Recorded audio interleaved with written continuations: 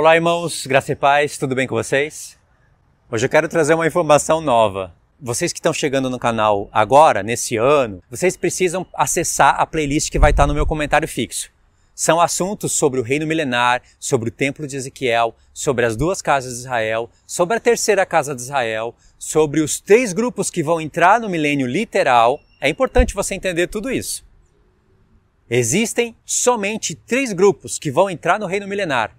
Um grupo distinto do outro, mas todos vão fazer parte de um mesmo reino.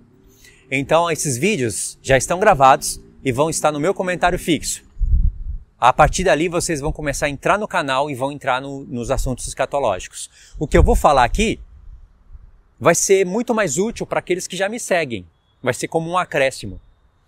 Mas você que não conhece as duas casas de Israel, você vai compreender também. O apóstolo Paulo, ele foi arrebatado até o paraíso de Deus. E ele nos informa que é o terceiro céu. Então o paraíso de Deus está no terceiro céu, certo? Lá em Apocalipse 2, vocês vão perceber que a árvore da vida, ela está dentro do paraíso de Deus. No meio do paraíso. E lá em Apocalipse 22, a árvore da vida está dentro da Nova Jerusalém. Significa que o paraíso de Deus está dentro da Nova Jerusalém. Um dia ele foi o Éden, foi apenas um início. Mas agora ele está dentro da Nova Jerusalém. Deus não tem 2 árvores da vida, 2 paraísos, é o mesmo. Por isso que o Jardim do Éden não está aqui na Terra. Entendeu? A árvore da vida é uma simbologia de Cristo? Claro que é. O rio da água da vida não fala do Espírito? Claro que fala, mas existem essas coisas.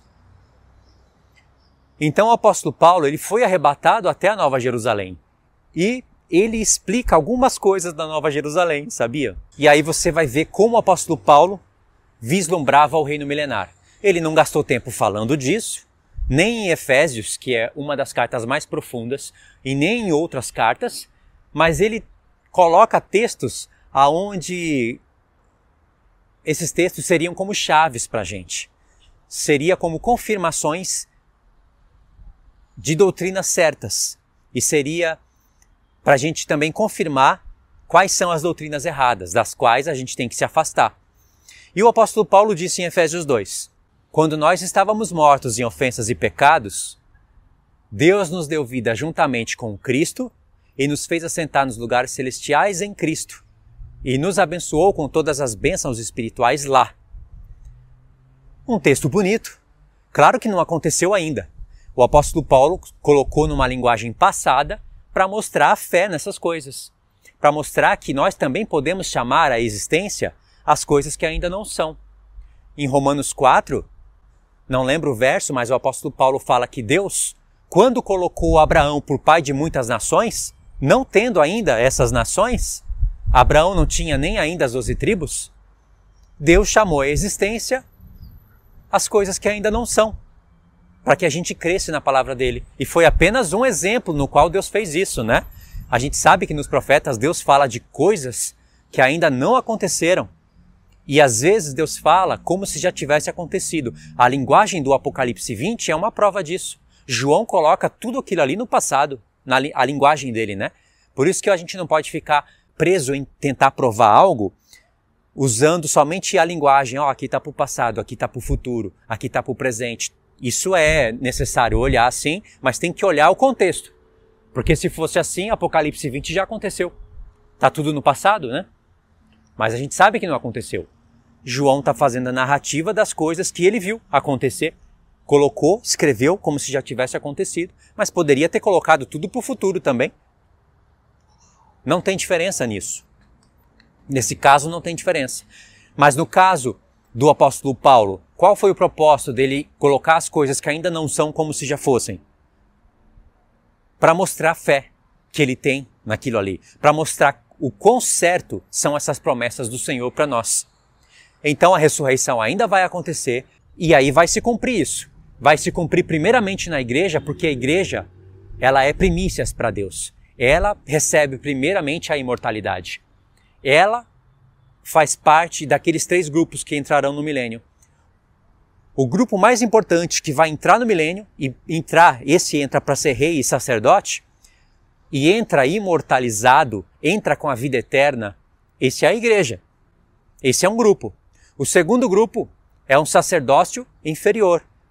A igreja entra com o sacerdócio de Melquisedeque. O segundo grupo inferior entra com o sacerdócio de Zadok. São aquelas questões que a gente está falando no vídeo. São aqueles judeus restantes, aqueles levitas restantes, de Zacarias 12, 14, que são os principais textos, mas a gente vê eles também em Isaías. Eles entram no milênio também, e eles não vão entrar como nações restantes. E o terceiro grupo são as nações restantes. Não tem nenhum outro grupo que vai entrar no milênio com vida. São só esses três. Cada um com a sua hierarquia, cada um com as suas promessas, cada um com as suas recompensas. Então, o apóstolo Paulo disse que as pessoas que serão abençoadas nos lugares celestiais em Cristo serão abençoadas nos lugares celestiais em Cristo. E ele diz que isso é para mostrar para séculos vindouros. Os séculos vindouros são os séculos dentro do milênio. E esses séculos vindouros que estão dentro do milênio vão olhar as bênçãos de Deus.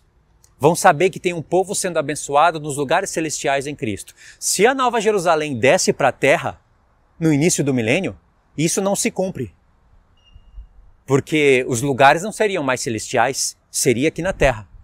Esse já é um dos motivos que mostra para a gente que nem o apóstolo Paulo acreditava na Nova Jerusalém descendo, o paraíso de Deus, o terceiro céu, descendo no início do milênio. Já é uma prova. Porque nós temos que ser abençoados nos lugares celestiais, para que os séculos vindouros vejam isso.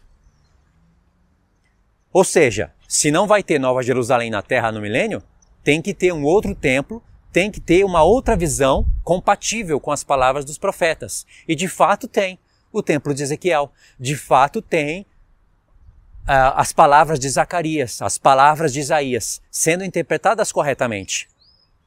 Então aqui você já tem, cruzando um texto com o outro, você já tem uma prova, né?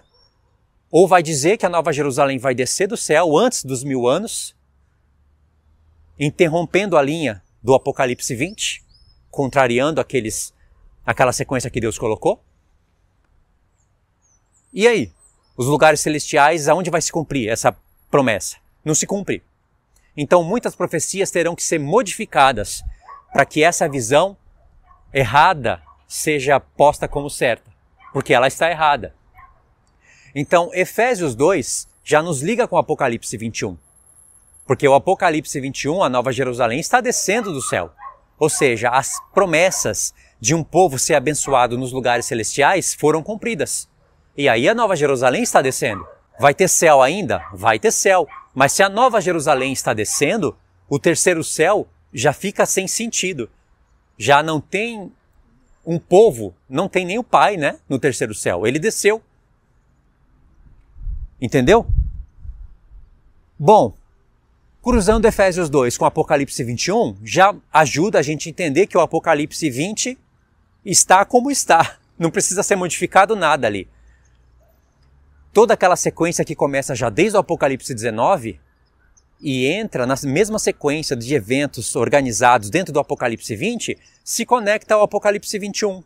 Não precisa da gente mudar nada ali. Tudo está em sequência. A Nova Jerusalém só desce depois que Satanás, os anjos, a morte, o inferno, tudo for condenado no grande trono branco.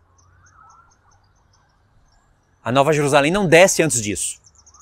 Assim como o grande trono branco não pode ser antes do milênio, a Nova Jerusalém não pode ser antes do grande trono branco, porque Deus mostrou tudo organizado. Entenderam? Deixe os comentários, eu quero saber o que vocês entenderam.